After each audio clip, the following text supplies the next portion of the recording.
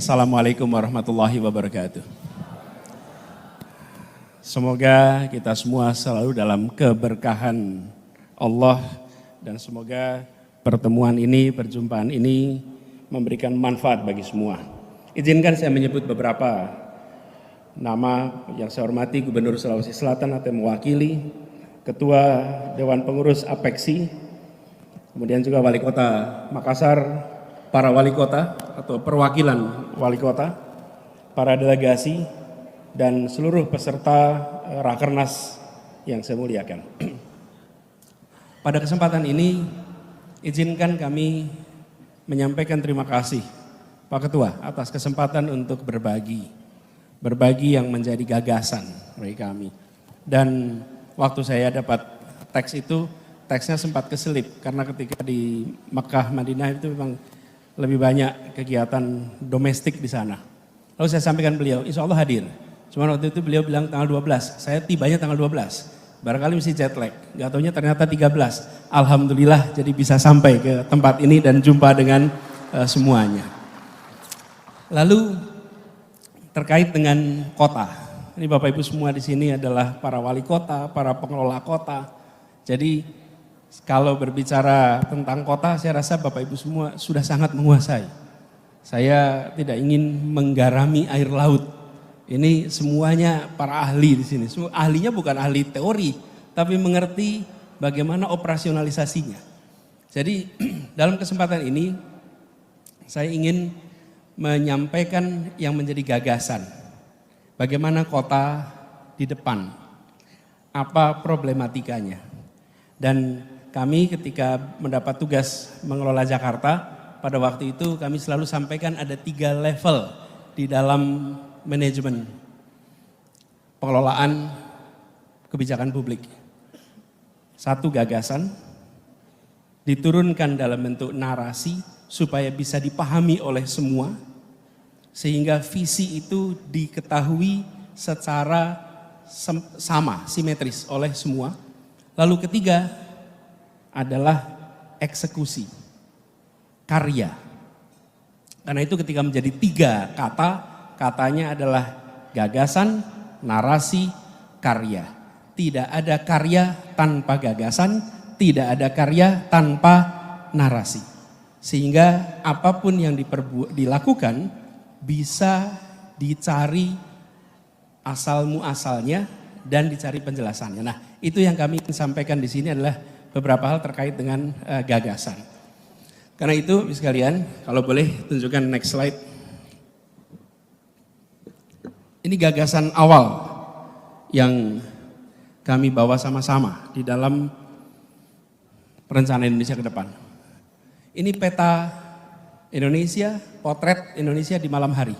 Apa yang menarik Bapak Ibu sekalian di sini? Mohon maaf kalau boleh pinjam apa sih namanya nih? Laser pointer. Bapak Ibu sekalian kalau boleh perhatikan di layar ini potret Indonesia di malam hari. Tapi sebenarnya yang lebih menarik di potret ini, saya rasa layarnya ada banyak. Ini adalah potret kota-kota di Indonesia. Oke. Nah, ketika lihat kota-kota di Indonesia, Bapak Ibu sekalian, inilah wajah ketimpangan yang ada.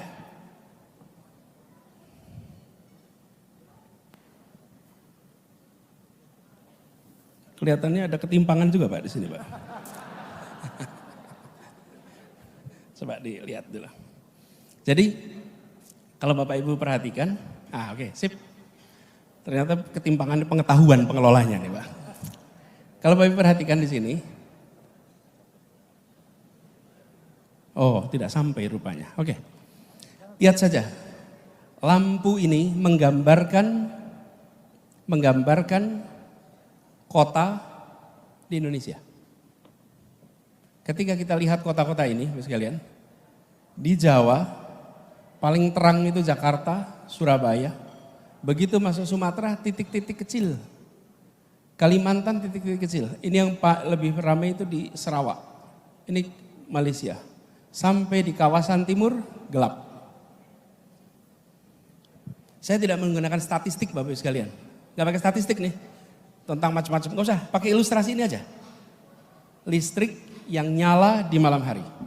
Dari situ terlihat ketimpangan yang luar biasa. Coba kita lihat negara lain. Kanan bawah, India. India itu kalau ditanya kompleks, ya. Jumlah penduduknya 1,3 miliar, lebih banyak dari kita. Tapi lihat, ketika di malam hari, terdapat distribusi yang relatif merata. Ini kalau pakai layarnya yang TV, warnanya lebih jelas.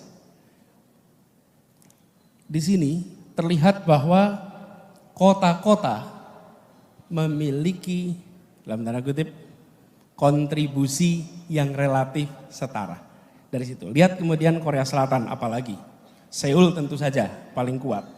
Nah, jadi visi yang kita ingin tawarkan ke depan, kita ingin di malam hari seluruh kota di Republik Indonesia terlihat menyala terang dari udara. Itu kira-kira. Menyala terang tuh. Jadi jangan sampai kota-kota ini gelap. Kalau gelap itu perekonomiannya tuh rendah, kontribusinya rendah. Dan tentu saja PLN ini harus nyiapin suplainya. Barangkali pas dipotret pas biar pet juga bukan? Kan Bapak Ibu rutin mengalami masalah seperti itu. Bapak Ibu sekalian, Indonesia adalah sebuah negara yang dikenal sebagai negara agraris dan maritim. Tetapi sejak 2009 lebih banyak penduduk tinggal di kota daripada di desa. Sejak 2009. Jadi kalau sampai dengan sekarang 14 tahun kemudian proporsi penduduk tinggal di kota lebih banyak daripada di desa. Coba lihat next slide. Urbanisasi ini adalah inevitable, tidak bisa dihindari.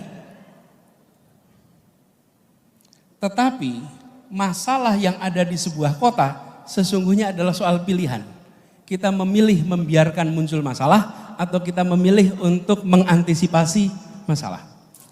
Urbanisasi itu oke, baik-baik saja. Yang tidak baik itu Jakartanisasi. Ke Jakarta semua, that's not good. Tapi kalau urbanisasi, it's okay. Urbanisasi itu normal dan terjadi di seluruh dunia.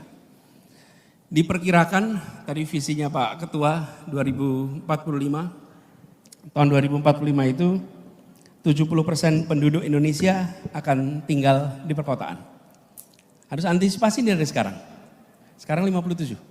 Bila kita biarkan tanpa perencanaan yang serius secara kolektif, nanti kita mengulangi masalah yang ada di Jakarta. Kemudian yang kedua, kita saksikan bahwa di perkotaan ini kontribusi dari penambahan penduduk perkotaan itu setiap 1% penambahan PDB per kapita nasional meningkatnya 1,4%. Sementara di negara-negara Asia lainnya tambah 1% penduduk urban itu meningkat PDB sampai 3%. Artinya kota-kota kita belum menjadi kota yang produktif secara ekonomi. Lalu kita punya masalah lingkungan hidup. Dan dari semua kota di Indonesia hanya 8 kota yang memiliki kualitas udara yang baik. Hanya 8 dari semua. This is no good. Lalu kita menyaksikan bahwa 30 juta penduduk di perkotaan itu tinggal di pemukiman yang tidak layak. Ini fakta juga.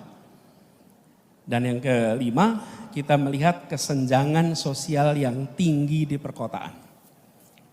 Dulu saya menginisiasi program pengiriman guru-guru ke pelosok tanah air. Tanah air nih. Di pelosok-pelosok di Sulawesi ada, di Nusa Tenggara, di mana-mana. Karena adanya ketimpangan itu. Lalu ketika saya mendapatkan tugas menjadi calon gubernur, saya berkeliling Jakarta. Seperti juga Bapak Ibu kalau pilkada harus keliling. Pada saat keliling itu, saya justru menemukan bahwa kemiskinan ekstrim itu adanya tidak di pelosok yang jauh sana, tapi kemiskinan ekstrim itu adanya justru di pusat pemerintahan, di pusat negara kita, di Jakarta.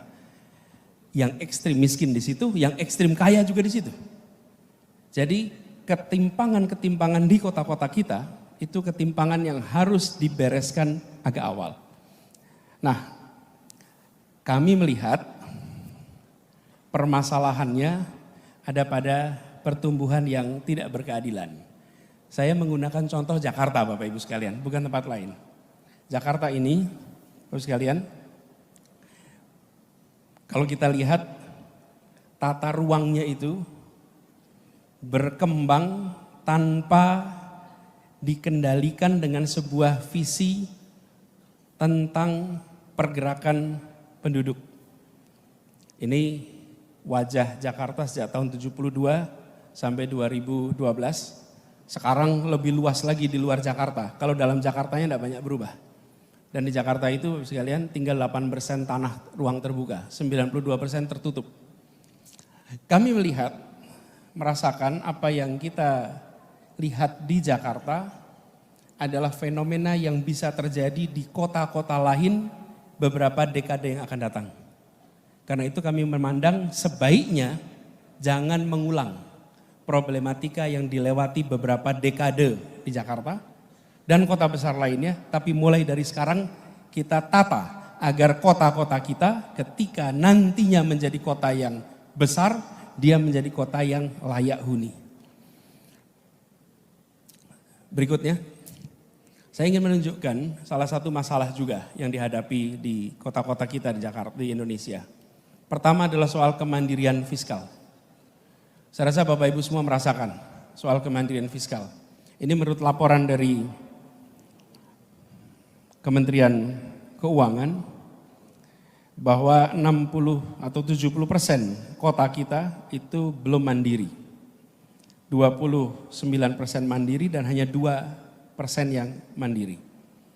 Ini mandiri itu artinya PAD mampu membiayai lebih dari sebagian besar belanja daerah. Ini harus kita selesaikan sama-sama. Tidak bisa terus-menerus kota berada dalam posisi tidak mandiri. Jadi kalau ditanya ke depan seperti apa, kita ingin kota-kota di Indonesia menjadi kota yang mandiri. Yang kedua adalah ketimpangan APBD kota. Kalau Bapak Ibu perhatikan, Jakarta ini APBD-nya 77 triliun. Kota kedua lebih besar, Surabaya 9,5. Lalu Semarang 2,4, lalu turun semuanya. Ini harus jadi perhatian kita. Supaya pemerintah kota memiliki kemampuan fiskal yang lebih tinggi agar mereka bisa menyelesaikan PR-PR masalah urban dan visi membangun urban yang sehat. Ditambah kalau saya cek, kita semua ini punya beban administrasi laporan yang luar biasa. Menurut catatan kami ada 259 laporan administratif yang harus diselesaikan dan menyita energi ASN kita. Ini harus dilakukan simplifikasi atas persoalan ini. Jadi, bagaimana ke depan? Kalau boleh kami berbagi apa yang menjadi visinya, kami melihat pertama, kota harus bisa mempercepat pemenuhan layanan dasar. Apa itu layanan dasar? 1, air. 2, kesehatan, pendidikan, pangan, papan. Ini contoh 5 layanan dasar yang harus dipercepat pemenuhannya. Pangan saja Bapak Ibu sekalian. Kita semua ini yang tinggal di perkotaan tidak punya lahan pertanian. Tapi bagaimana perkotaan dan pedesaan memiliki satu skema untuk bisa memasok kebutuhan pangan dengan harga yang terjangkau dan sustainabilitasnya terjamin. Kemudian yang kedua, tata kota yang produktif dan berkelanjutan. Produktif ini artinya di kota ini efisien. Aktivitas perekonomiannya tidak terhambat oleh faktor mobilitas, tidak terhambat oleh faktor-faktor sosial ekonomi lainnya. Kemudian kita melihat perlunya mewujudkan interkonektivitas antar daerah. Di mana itu daerah? Di dalam kotanya dan antara kota dengan wilayah-wilayah yang berada di sekitarnya. Karena dalam prakteknya kota-kota kita di seluruh Indonesia itu menjadi kota jasa yang memfasilitasi kabupaten-kabupaten yang berada di sekitarnya. Lalu yang keempat adalah menjadikan kolaborasi sebagai praktek di perkotaan. Kenapa kolaborasi ini praktek baik di perkotaan? Karena begini Bapak sekalian, kota itu tempat berkumpulnya masalah, tapi juga kota itu tempat bertumpulnya solusi, tempat berkumpulnya talent.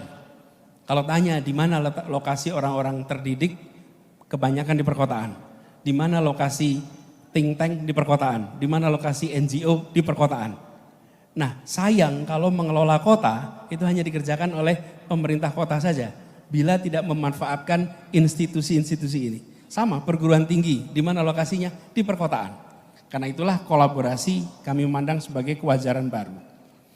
Ini tadi kami berikan catatan, karena kita perhatikan salah satu, next soal pendidikan, salah satu faktor yang membuat kawasan perkotaan itu bergerak lebih cepat adalah ketika kualitas pendidikan dan kualitas manusia di daerah itu makin hari makin baik. Ini salah satu indikator saja. Kita melihat pemerataan perguruan tinggi kurang. Pemerataan perguruan tinggi ini tersentralkan di Jawa, apalagi di Jawa bagian barat. Di Jawa Barat itu ada 388 perguruan tinggi, di Jakarta saja 276, di Jawa Tengah 250, di Jawa Timur 341. Ini menyedot talent dari seluruh Indonesia. Untuk dapat pendidikan tinggi tersedot, sekali mereka tersedot jauh dari kotanya, dari wilayah asalnya, potensi kembali itu lebih rendah. Karena itu kami melihat ini penting. Yang berikutnya, kota bukan hanya soal ekonomi saja. Kota adalah tempat berkumpulnya keragaman, tempat majunya kebudayaan. Jangan sampai kota semata-mata dipandang sebagai kegiatan ekonomi, tapi kegiatan budaya, kegiatan seni tidak muncul. Dan kami melihat kota-kota adalah tempat di mana terobosan inovasi di bidang-bidang kebudayaan menjadi penting. Karena itu kami merasa perlu di dalam pembangunan kota ke depan bukan hanya aspek ekonominya, tapi aspek kebudayaan itu menjadi fokus perhatian. Ini soal kotanya. Lalu saya ingin sedikit bahas soal kota dan wilayah sekitarnya. Tidak bisa dipungkiri, kota-kota ini menjadi pusat rumah sakit, pendidikan, kebudayaan, perdagangan, yang ini berkorelasi dengan kawasan sekitarnya. Jadi pembangunan kota harus juga memasukkan bagaimana bisa kolaborasi dengan daerah-daerah sekitarnya. Kami di Jakarta itu punya ketergantungan pangan yang luar biasa. Jadi kami buat kerjasama dengan kabupaten-kabupaten yang memproduksi pangan sehingga bisa memasok pangan, mengurangi mata rantai yang membuat harga menjadi tinggi. Ini saya berikan ilustrasi di sebelah kanan tentang bagaimana kita bekerja dalam konteks pangan. Jakarta membeli beras langsung dari kabupaten, contohnya misalnya di Cilacap atau di Ngawi. Maka kami kerjasama dengan Gapoktan, kontrak 5 tahun. Yang mengontrak siapa? BUMD kita. Kontrak 5 tahun, apa yang terjadi dengan adanya kontrak 5 tahun? Gapoktan punya akses pada kredit karena dia ada kontrak dengan kita. Melakukan mekanisasi pertanian, melakukan terobosan-terobosan dengan menggunakan kontrak 5 tahun itu. Dari sisi kami dapat beras dengan lebih murah. Dari sisi mereka dapat gabah dengan harga yang lebih tinggi. Dan itu kita kerjakan dengan berbagai kabupaten kota di seluruh Indonesia. Termasuk di sini Sawah Lunto.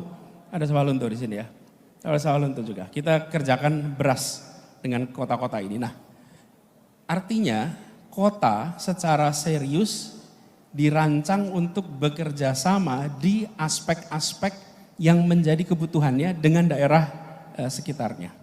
Jadi Bapak sekalian, kami melihat ada 4 prinsip untuk kota di masa depan: layak huni, asri, adil, maju. Kira-kira 4 itu yang kita ingin lakukan ke depan.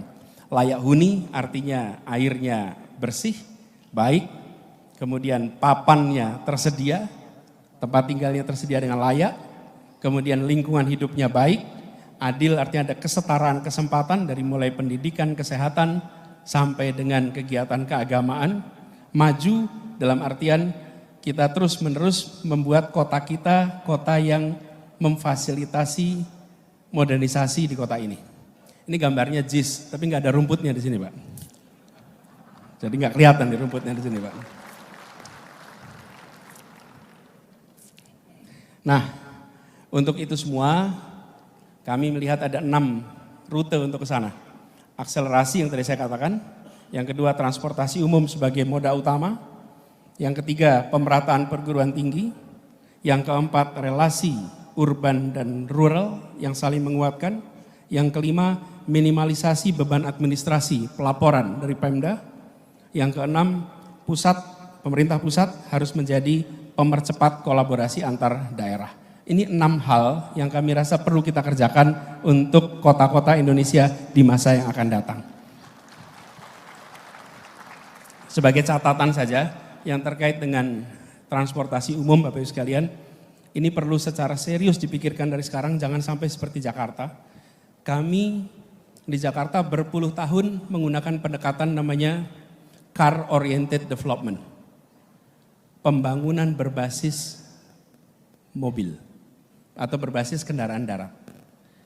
Ke depan kota-kota harus membangun berdasarkan transit oriented development, berdasarkan kendaraan umum. Apa implikasinya? Seperti contoh, Pak. Kami di Jakarta ini kalau mengizinkan bangunan itu boleh dibuat tinggi kalau jalannya lebar. Makin lebar jalannya, makin tinggi izin bangunannya. Makin sempit jalannya, makin pendek bangunannya. Kira-kira prinsipnya seperti itu. Jadi kalau jalannya seperti Gatot Subroto atau Jenderal Sudirman, gedungnya menjadi tinggi-tinggi karena jalannya lebar. Ini transit oriented. Ini car oriented. Apa yang terjadi dengan konsep itu? Kita siapkan jalur-jalur keluar kota. Lalu yang muncul problem apa? Kita tidak bisa membangun bangunan yang tinggi. Karena bangunan yang tinggi adalah di pinggir jalan dan bangunan tinggi di pinggir jalan harganya mahal. Apa yang terjadi kemudian? Penduduk kota itu bergeser keluar, mencari tanah yang lebih murah, mencari rumah yang lebih terjangkau. Lalu pemerintah menyiapkan jalan tol keluar. Jadi masuk keluar kotanya dimulai dari tata ruang yang berdasarkan pada jalan, memaksa penduduk pindah keluar supaya harganya terjangkau. Pemerintah menyiapkan jalanan untuk mereka masuk menggunakan mobil. Efeknya kemacetan yang luar biasa. Ke depan, alhamdulillah Jakarta sudah diubah. Peraturan RDTR sudah diluluskan persis berapa bulan sebelum saya selesai tugas karena panjang prosesnya. Tahun 2022 kemarin, sekarang menjadi transit oriented. Apa artinya? Bila di situ ada stasiun, maka 800 meter radius dari stasiun atau dari terminal, maka di situ bisa dibangun bangunan yang tinggi. KLB-nya itu sampai 12. Dan bila kemudian 1,2 km, KLB-nya lebih rendah tapi cukup tinggi. Konsekuensinya apa? Nanti 5-10 tahun ke depan Bapak Ibu akan melihat pertumbuhan bangunan-bangunan tinggi di sekitar kawasan terminal dan kawasan stasiun. Yang lebih menarik yang kita ingin harapkan adalah penduduk yang kemarin terlempar keluar karena tidak mampu menjangkau rumah di Jakarta, mereka akan berbondong-bondong masuk kembali ke Jakarta dan menggunakan kendaraan umum bukan kendaraan pribadi. Jadi kami melihat problematika ini jangan sampai berulang di kota-kota besar atau menuju besar lain di seluruh Indonesia. Terakhir, nah untuk melakukan perubahan itu Bapak Ibu sekalian, kami inginnya kolaboratif. Kami tidak ingin mengerjakan itu sendirian. Jadi kami merasa sudah cukup pendekatan. Orang pusat mengatakan 1, 2, 3, 4, 5, lalu daerah mengerjakan. Tidak, sudah saatnya pusat lebih banyak mendengarkan kepada daerah. Udah harusnya begitu. Yang tahu siapa? Lah yang tahu Bapak Ibu semua kok. Dan tidak mungkin kebijakan itu simetrik, tidak mungkin. Tidak mungkin kebijakan simetrik di semua tempat sama, impossible. Setiap tempat memiliki kekhasan yang perlu solusi yang berbeda. Karena itu saya mengajak kepada Apexi ini, Pak Bima, untuk nyusun sama-sama, itu visinya tadi. Tapi untuk melaksanakan visinya, yuk kita kerja bareng-bareng di sini. Visinya harus sama dulu, tadi yang saya sampaikan. Beberapa poin tadi. Satu, kota yang layak huni, enggak usah kembali, biar fokus itu. Layak huni, asri, adil, maju. Itu kita melakukan itu. Untuk itu, saya minta kepada Bapak Ibu sekalian, bantu kami rumuskan apa hal yang harus diteruskan dari kebijakan sekarang. Yang kedua, apa yang harus dikoreksi dari kebijakan sekarang. Yang ketiga, apa yang harus dihentikan dari kebijakan yang ada sekarang. Dan yang keempat, apa hal baru yang harus kita buat sama-sama supaya visi itu bisa terjadi. Jadi kami tidak ingin model top down lagi. That's enough. Republik ini dibangun dengan semangat gotong royong. Dan kita sudah saatnya meneruskan pembangunan ke depan dengan semangat gotong royong juga. Jangan sendirian. Dan kita akan ketemu, begitu sampai yang harus diteruskan, Bapak Ibu lebih tahu. Unsurnya apa? Ini 4 hal. Unsurnya regulasi. Undang-undang apa yang harus penyesuaian. PP apa yang harus penyesuaian. Keputusan Menteri A, B, C, D, E, F, G apa yang harus penyesuaian. Kemudian juga keputusan dari Kementerian Dalam Negeri apa yang harus melakukan penyesuaian. Untuk melakukan ini semua. Tidak bisa yang tahu hanya Jakarta, justru yang berada di daerah sering lebih tahu. Lalu yang ketiga Pak, lapis ketiga nih Pak, pro-konnya. Stakeholder mana yang akan tidak setuju, stakeholder mana yang akan setuju atas 4 hal yang akan dikerjakan ini. 4 hal ini. Jadi kami berharap dari forum ini, satu kami tawarkan apa visi ke depan, gagasan, narasi, karyanya kami sampaikan. Tapi kita ingin bekerja bersama untuk mewujudkan dalam pelaksanaannya ke depan. Jadi terakhir coba, kami berharap membangun kota ini berarti menghidupkan warga, mengelevasi desa, dan memajukan negara. Dan kami berharap potensi perkotaan itu dikembangkan secara merata. Jangan hanya kota di Jakarta atau kota di Jawa saja yang terlihat terang di malam hari. Dan kita membutuhkan kolaborasi bersama. Itu dari kami, terima kasih. Kurang lebih mohon maaf. Assalamualaikum warahmatullahi wabarakatuh.